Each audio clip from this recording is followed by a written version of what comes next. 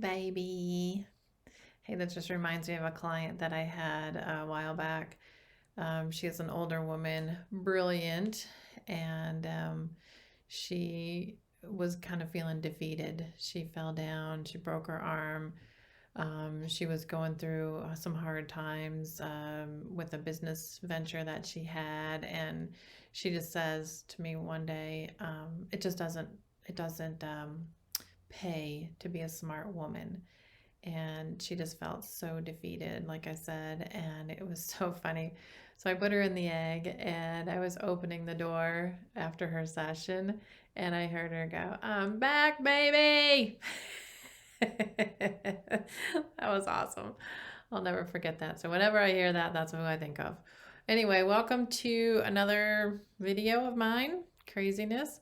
I think I want to do this one on how to be successful. And I think one of the keys to success is to focus. So I came up with 9 different tips and stories. 9, you know my numbers, 9, to tell you guys. This was going to be a owner call agenda item. But the last owner call was with our doctor about the silver protein that we have at the centers. And it was such an amazing call. And he's such a great doctor that all the center owners were able to fire questions at him. And I was moderating it, and it was so valuable. I decided we'd just abort the agenda we had for the owner call. And we just let him have the whole hour and a half or so of the call. So that was fun. So I'm spinning around in my chair because I'm a little bit nervous. Even though I've done a ton of these, I still get really nervous. And I really hope that I communicate some information to you guys that is valuable to you. So, well, if you're a center owner, the egg is successful already. And what I try to do is to support my center owners. We're not a franchise, we're a family. But we support our family members in the best way that we can. When I first opened my center in 2010, the training I got was none. I mean, basically none. There was no training manual. There was no, here's the music that you have available to you. Here's how to use it. There was nothing like that. So, to the credit of that mentor of mine, that's why the center owners have the amazing training manual that they have today, which lays out everything in detail. I didn't even have a protocol on how to put people in or take people out. And the story was, get a notebook and write down what people experience from each song selection, and then you'll know what it does.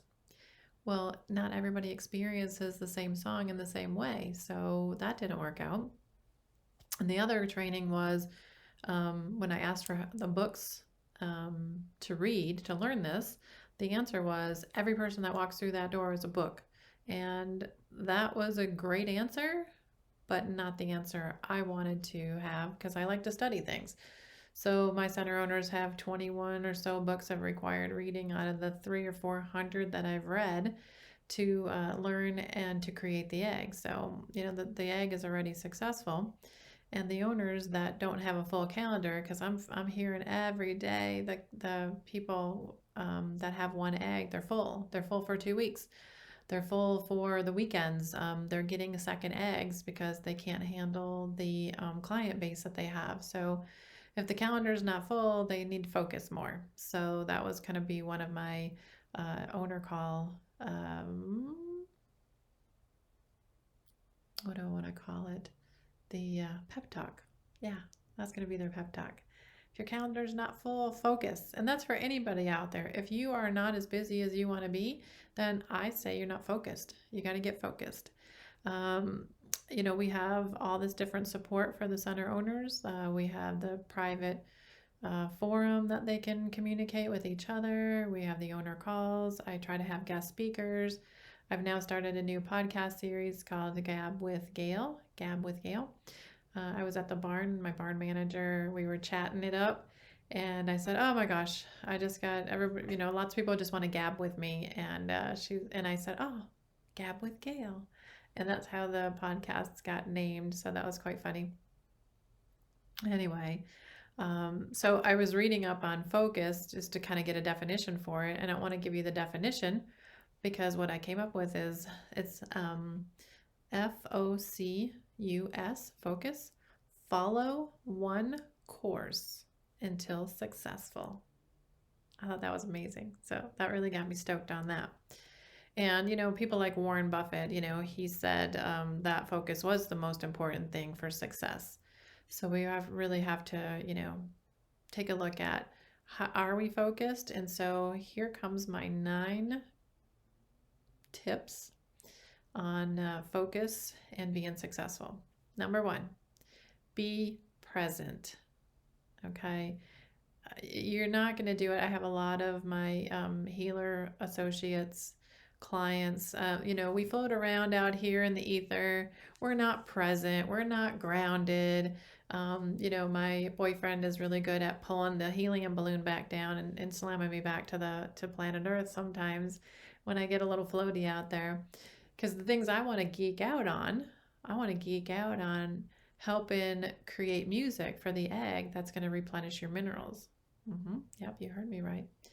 I want to create music that has the vibration and the light colors to replenish minerals. And I'm working with a couple different doctors. Those are the things that I'm geeking out on. And, for me going out to different trainings, it's a lot on my body for one thing, for all the travel.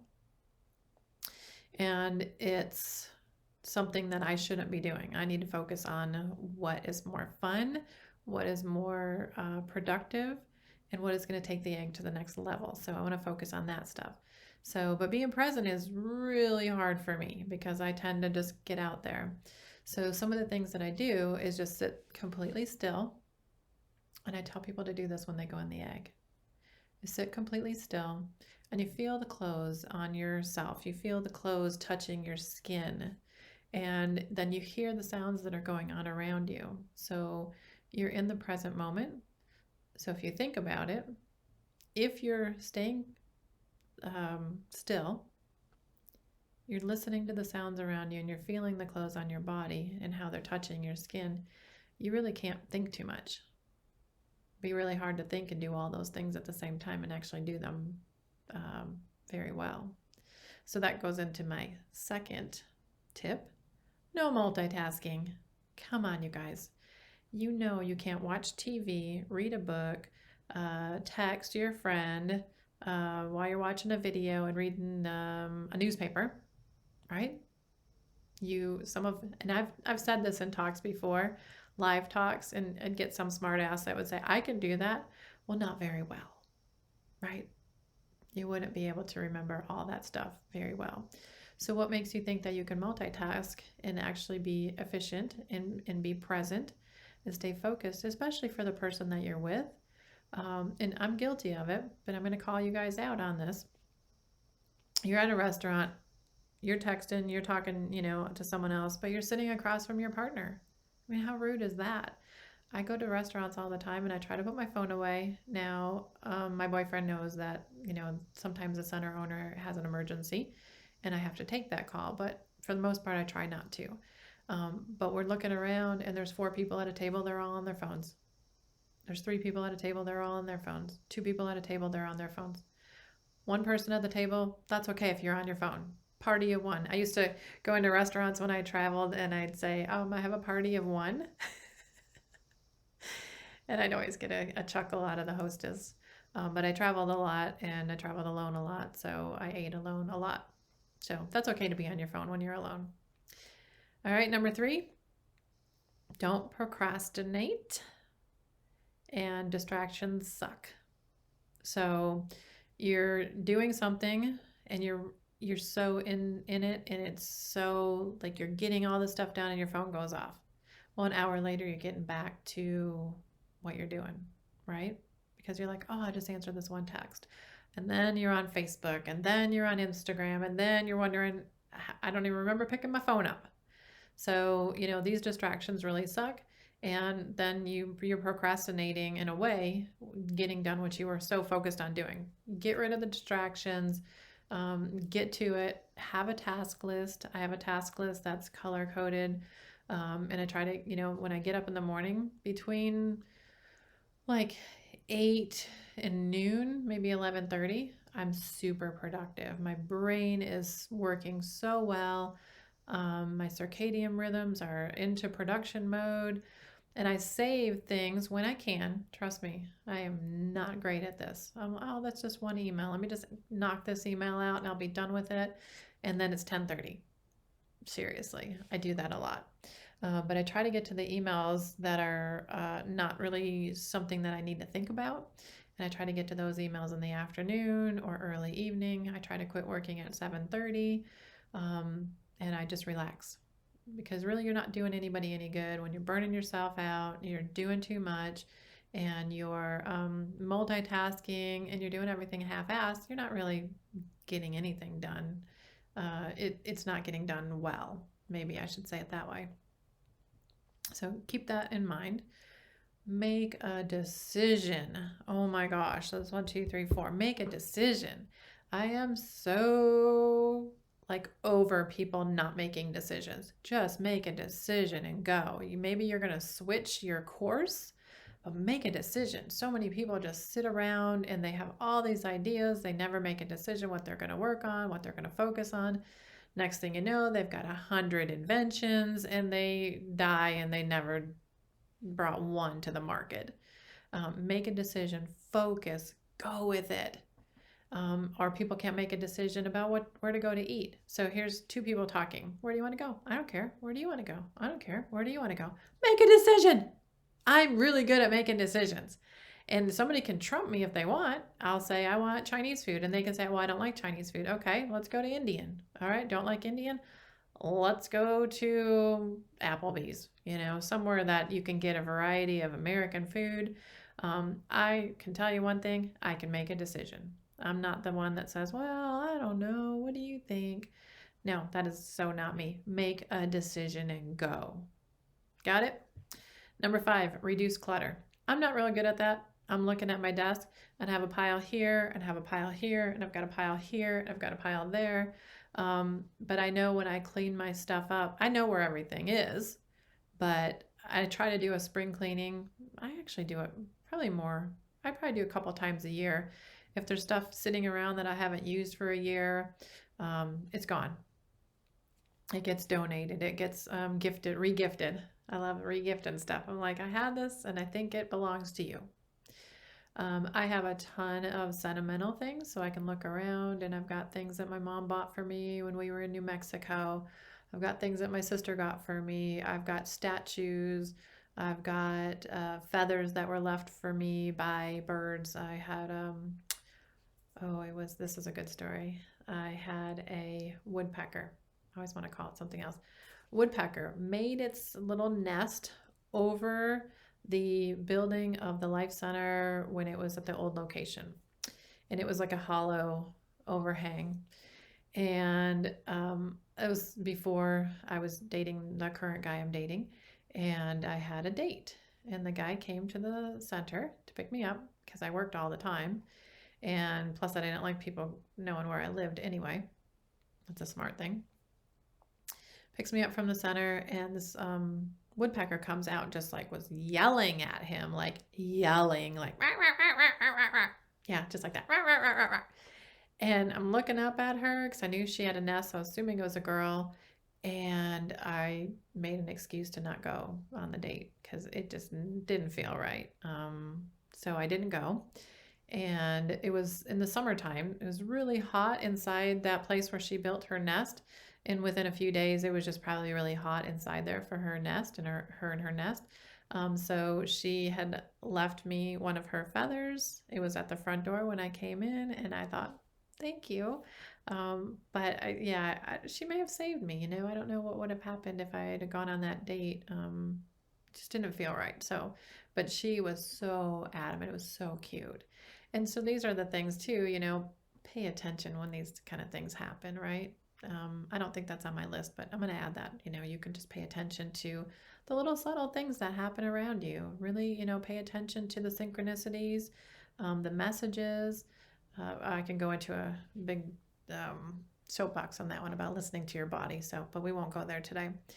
So, you have sentimental things and it looks like clutter, but it's not. I have a story for everything that I'm seeing around my office. My brother gave me this, it's like a little gong that he got in a estate sale.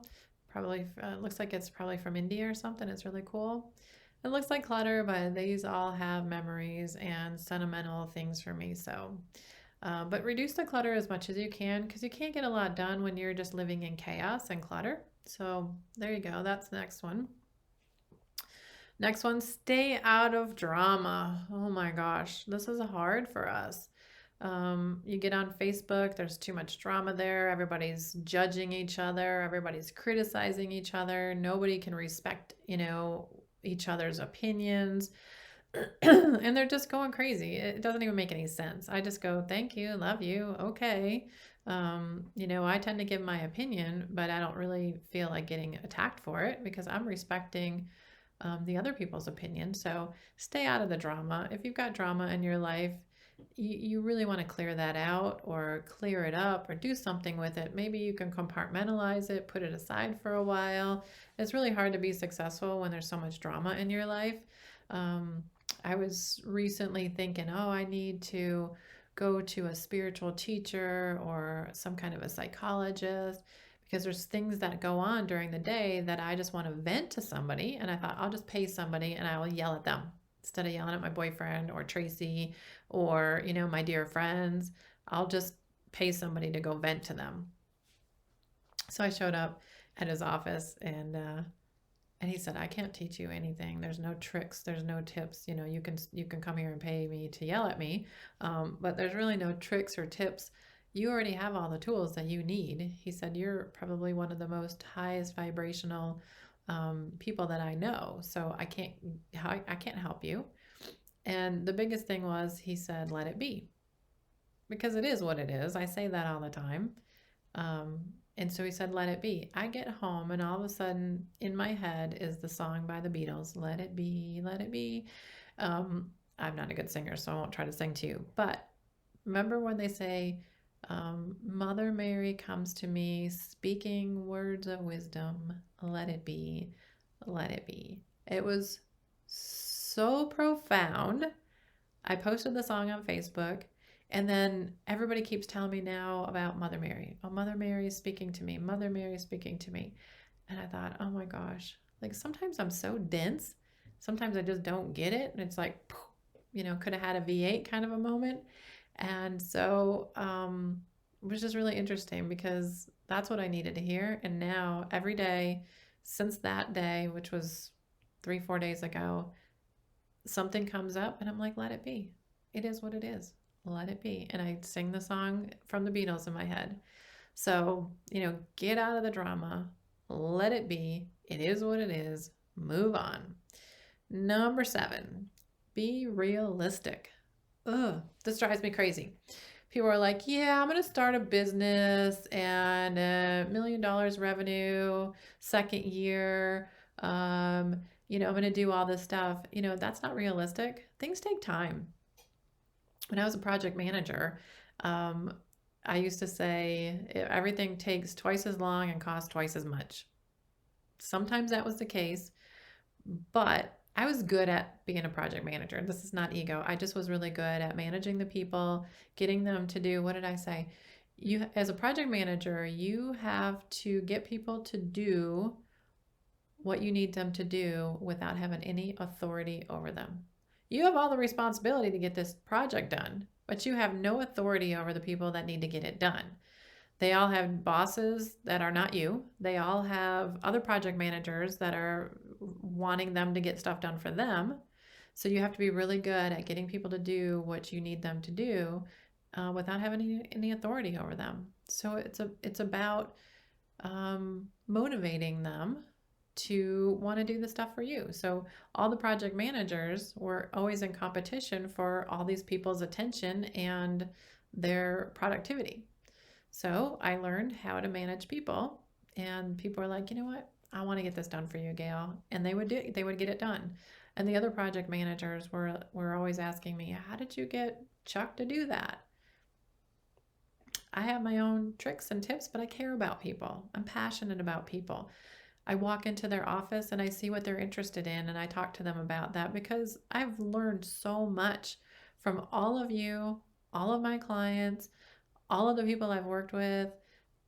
And it doesn't matter if you're the garbage man or you're the CEO of a company, I'm still going to learn something from you because you have something to offer. So I always learn something from all these people. I was totally grateful for my team, for my colleagues. It was amazing. I miss working in automotive because it was something tangible. And, you could say, we designed this. It's great, and I used to be able to look in car windows and I'd say, oh, there's the switch we designed, or there's the headliner that we worked on, or there's, something. It was really cool.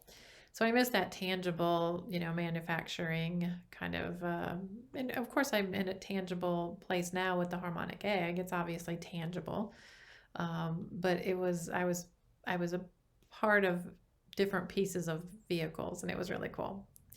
So be realistic. Don't think that you're going to do something in a short amount of time. It does take time to build a team, to build a business. And yes, you could be one of the few that focuses so hard and it just happens overnight for you. I feel like the egg was that way for me. I focused and it happened overnight. But I think if there was a divine intervention and I had a lot of other projects and businesses that didn't go that way. So I had practice. I had practice on failures. I had practice on how to screw things up pretty bad, how to get involved with the wrong business people, how to lose a lot of money in a short amount of time. And as an entrepreneur, I used to tell people when I would speak to an audience, you have to be willing to lose everything. And that's hard, especially if you have a family. You really aren't in a position to be able to lose everything. I've lost everything a few times. No big deal. Got it back tenfold, right? But I remember I had a guy, he's like a heckler in the audience, and he said, "What about you? Have you lost everything?" I'm like, "Yeah, dude, a couple times." So shut up. Shut him right up. And it's not ego. I have, I can say that I would never ask my team to do something I wouldn't do. And that's one of my mottos, and I don't. If I'm not willing to change the toilet paper roll, then I'm not going to ask somebody on my team to do it. You got to be that way. You got to be a good leader, and so it's really, really, these are some powerful statements that I'm making. So hopefully you guys are taking some notes because over the years, I've screwed up a lot. Whew, almost said the F word. I've screwed up a lot. I've lost a lot, but I've also gained a lot more than I lost. It's pretty amazing. I love my life. Wouldn't want to be anybody else. All right, now I'm gonna start crying, so stop that. Cancel that. Number 8, learn to say no. Super guilty. Super guilty. I want to please everybody. I want everybody to like me. I want to, support everybody. And, I'm learning more now to say no. And a lot of the center owners are like, we want you to do our training. And I did say yes for 2.5 years. I just can't. I can't be everywhere and everything to everyone anymore. So I have to start focusing on me and gotta be me. I think there's a song about that too. Gotta be me. Gotta be me. So learn to say no. You guys, if you're going to be successful, you have to be able to say no. It doesn't mean that you like these people or these tasks any less, but it's just not something that you need to be focused on right now. You have to learn to say no. And number 9, love number 9, never give up. Wasn't it Winston Churchill? Never, ever, never, ever, ever, never, ever give up. There's been a lot of times that I wanted to give up, especially during the egg stuff. I thought, this is never going to happen. There's no way I can do this. Why me? I'm not good enough. I can't. I had every excuse in the book that I just wanted to give up. It was going to be too hard. And, if you don't try to eat the elephant all in one bite and you take little bites at a time, you can do it. I mean, shit, if I can do it, anybody can do it. Focus. You've got to focus. You've got to have all your attention on one thing. There was a movie, Blazing Saddles, and I guess the Jack Palance character. Um, One thing. It's that one thing. You need to focus. You need to go for it. Never give up. Make decisions. Get on your path. Go on. Go forward. I had a friend, I won't say his name because that would be not fair. He always had an idea. It was always an idea, but he didn't focus on any of them. So guess how many he got done? Goose egg. There's my egg reference. Goose egg. He always had some dreamy idea, but had no focus. And to this day, he's not brought anything to fruition. He's done everything, halfway, gotten a few things and lost focus, moved on to something else. So nothing's been successful. You gotta focus. It's so important. When I met David Stanley and we were doing the Elvis movie, or the movie about Elvis's life, he was not focused at all. He was doing karate seminars. He was doing motivational speaking. He was doing some evangelical speaking. He could throw down. He'd throw down on you. He was doing maybe another book. There was a bunch of stuff. And I was like, dude, you're not going to get anything done if you're doing all these things. We have to focus. And so, the laser focus that we had, and we would both visualize walking the red carpet. We did. And we walked the red carpet in, I think that's how you say it, Cannes, France. We were at the Berlin Film Festival. We were at the Cannes Film Festival. We were different local U.S. film festivals. And we actually walked the red carpet in France. It was crazy. It's just visualization. So you can use visualization too. See it already done. See it has already happened. So wrapping it up, I hope you guys enjoyed this. I enjoyed, kind of preparing it for you guys and getting it out there.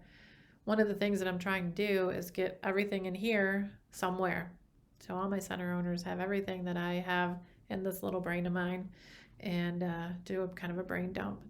And then I can kind of step back, focus on the more fun things like creating music that's going to replenish minerals with sound and light. And I want to bring that to you guys. I want to bring that to the egg. I want to focus on that. I know once I focus on it, all the downloads are going to come through and it's going to be amazing. So focus is the key to success. Love you guys.